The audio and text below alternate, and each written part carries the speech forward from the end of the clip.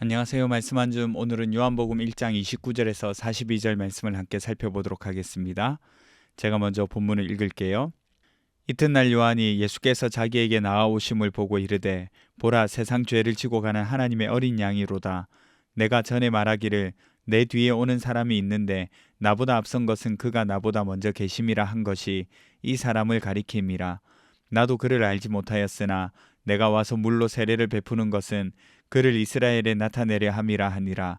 요한이 또 증언하여 이르되 내가 보매 성령이 비둘기같이 하늘로부터 내려와서 그의 위에 머물렀더라.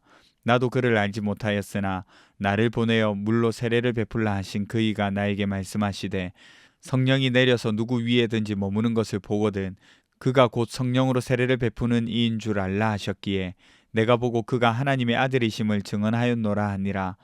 또 이튿날 요한이 자기 제자 중 두 사람과 함께 섰다가 예수께서 거니심을 보고 말하되 보라, 하나님의 어린 양이로다. 두 제자가 그의 말을 듣고 예수를 따르거늘 예수께서 돌이켜 그 따르는 것을 보시고 물어 이르시되 무엇을 구하느냐. 이르되 랍비여 어디 계시오니이까 하니 랍비는 번역하면 선생이라. 예수께서 이르시되 와서 보라. 그러므로 그들이 가서 계신 데를 보고 그날 함께 거하니 때가 10시쯤 되었더라. 요한의 말을 듣고 예수를 따르는 두 사람 중에 하나는 시몬 베드로의 형제 안드레라. 그가 먼저 자기의 형제 시몬을 찾아 말하되 우리가 메시아를 만났다 하고, 메시아는 번역하면 그리스도라. 데리고 예수께로 오니 예수께서 보시고 이르시되 내가 요한의 아들 시몬이니 장차 게바라 하리라 하시니라. 게바는 번역하면 베드로라. 아멘. 세례 요한이 예수님에 대해서 어떻게 증언했는지 오늘 본문 말씀을 통해 살펴볼 수가 있습니다. 특별히 하나님의 어린 양이다라는 이 내용을 두고 오늘 집중적으로 한번 살펴보려고 합니다. 여러분 29절을 보시면 이튿날 요한이 예수께서 자기에게 나오심을 보고 이르되 보라, 세상 죄를 지고 가는 하나님의 어린 양이로다, 이렇게 말합니다. 하나님의 어린 양이라는 표현은 36절에도 한 번 더 등장합니다. 세례 요한의 이런 증언은 요한복음 전체를 관통하는 일종의 선언입니다. 왜 하필 하나님의 어린 양일까요? 당시 예수님을 표현할 수 있는 것들이 많았을 텐데 하나님의 어린 양이라고 이렇게 표현을 합니다. 여러분 오늘 본문에서 세례 요한은 두 번이나 이렇게 표현하고 있거든요. 이건 아마도 세례 요한이 당시 상황을 고려하고 반영한 표현이다, 이렇게 볼 수가 있겠어요. 당시 유대 사람들이 기대했던 왕, 그리고 메시아, 그리스도는 힘 있는 왕이었습니다. 그래서 로마를 무너뜨리고 온 세계를 지배할 수 있는 왕을 기대하고 있었어요. 불의를 물리치고 심판할 심판자, 또 전쟁에 능한 다윗과 같은 어떤 정치적인 지도자 말이죠.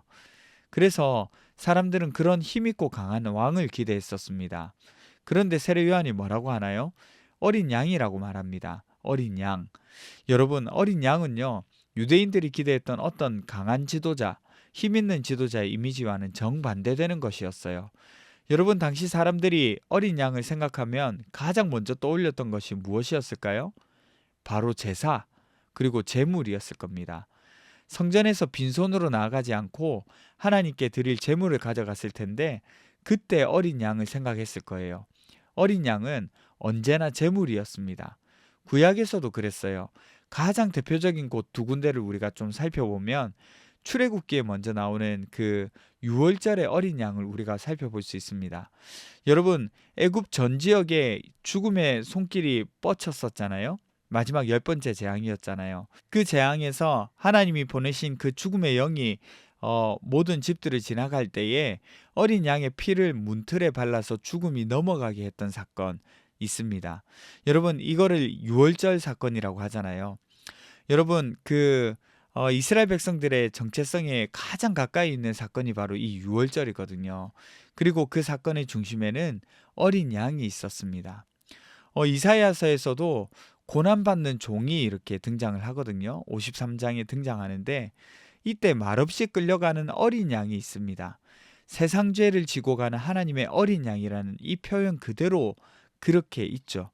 우리의 허물과 우리 죄악 때문에 괴로움에도 입을 열지 않고 말없이 끌려가는 어린 양의 모습을 53장에서 표현하고 있거든요. 그래서 어린 양이라고 하면 죽어야 하는 어떤 재물을 먼저 생각했을 거고 성전을 생각했을 겁니다. 그런데 보세요. 당시에 사람들은 어린 양을 성전으로 끌고 가야 했어요. 왜요? 어제 말씀드렸지만 성전 중심으로 모든 신앙이 이루어졌다고 했잖아요. 그러니까 회개하고 죄사함을 선포하는 일도 성전에서 이루어졌습니다. 양을 끌고 성전으로 가야 했어요. 그런데 오늘 본문을 보시면 세상 죄를 지고 가는 하나님의 어린 양이라고 기록이 되어 있는데 그 양이 어떻게 하고 있어요? 우리 가운데로 나왔습니다. 그 성전으로 끌고 올라가는 양이 아니라 우리를 향해서 온 양인 거예요. 그리스도가 먼저 우리 가운데 오신 거예요. 세례 요한은 예수님을 설명하면서 사람들이 기대했던 메시아의 이미지를 사용하지 않고 하나님이 준비하신 구원의 방식으로 설명하고 있는 거죠. 이제 말씀을 좀 적용을 해볼까요? 여러분, 우리는요 여전히 힘 있는 메시아를 원하고 있습니다. 당시 사람들은 자신들의 문제를 대신 싸워줄 강한 왕을 원했잖아요. 그래서 지배받고 통치받는 것으로부터 오는 어떤 문제들을 없애버릴 그런 왕을 기다렸습니다. 그런데 하나님은 문제를 없애는 왕이 아니라 어린 양을 보내셨어요. 그것도 죄를 없애는 분이 아니라 죄를 짊어지고 말없이 끌려가는 양이요. 우리도 마찬가지입니다. 신앙생활 하면서요, 나를 바꾸지 않고 내 문제, 내 고통만 없애주는 그런 예수 그리스도를 원하는 마음이 우리 가운데 많이 발견됩니다. 내 삶의 방향이 하나님께로 향하지 않고 삶의 모습은 돌아보지 않는데 겪는 문제에 대해서 불평하고 그것만 해결해 주기를 원하는 예수님을 바라고 있는 거죠. 그래서 이 문제만 잘 해결되면 더 열심히 믿을게요. 이 상황만 지나가면 다시 교회 열심히 다닐게요. 이런 말들로 우리 마음을 가득 채우고 있습니다. 예수님이 나를 위해서 무엇을 해주실지는 기대하면서 예수님 때문에 내가 무엇인가를 내려놓거나 변해야겠다 하는 것은 묻지 않는 마음이 가득한 거죠. 여러분 기억하십시오. 예수님은 우리 상황과 문제를 변화시키러 오신 분이 아니에요. 나를 변화시키러 오신 분이에요. 여러분 이 사실을 기억하시면서 예수님을 온전히 바라보셨으면 좋겠습니다. 기도합시다. 첫 번째는 내 삶의 문제 해결에만 예수님을 찾지 않도록 해주세요. 두 번째는 괜찮아져서 주님 앞에 서겠다는 그 마음을 내려놓고 나에게 오신 예수님을 믿음으로 받아들이게 해주세요. 우리 함께 기도하며 나가도록 하겠습니다.